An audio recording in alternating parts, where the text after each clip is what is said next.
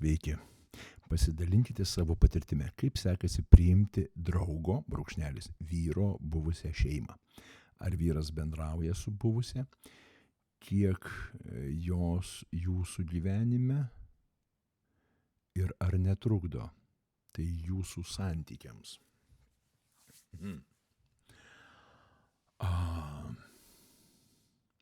Visų pirma,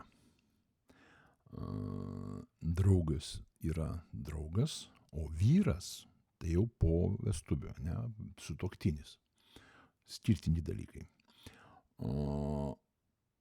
Ar bendrauja su buvusia bala nematė, ar netrukdo tai jūsų santykiams. Čia truputėlį su terminologijom norėčiau išsiaiškinti, ką reiškia santykiai, nes jeigu jūs kuriat santykius, kuriat bendravimą, kuriat su perspektyva kurti šeimą, su perspektyva, kad jisai taptų jūsų vyru, tai yra viena, o jeigu jūsų santykiai yra santykiavimas, sangulavimas, tai, jūs eilinė, šita, kaip ta nefaina, ir čia neturiu aš ką pasakyti. O jeigu jūs vis tik kuriate santykius, kad po to sukurti šeimą ir po to jau gultis į lovytę, tai tada jūsų draugas, būsimas sutuoktinis, būsimas vyras, jisai turėtų paisyti jūsų norų. Jeigu jis mato, kad tai jums nepatinka, tai jūs trikdo, tai jūs erzina, tai jūs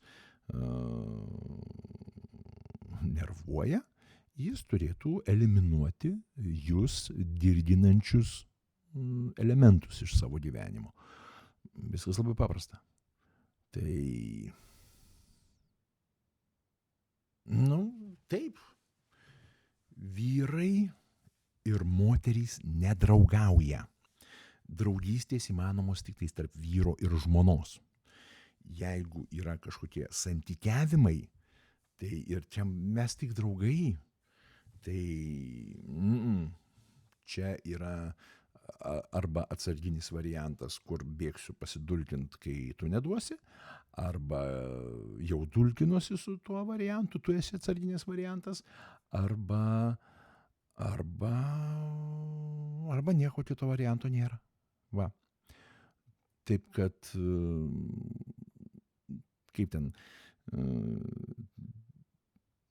tarp vyro ir moters draugystė neįmanoma, nes tarp jų visą laiką kas nors atsistoja. Tai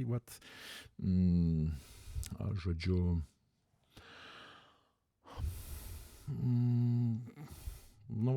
aš tikiuosi sakiau. Jis turi eliminuoti tai, kas jūs erzina, jeigu jūs jam rūpit. Viskas, taškas. Ką čia daugiau? Daugiau nieko.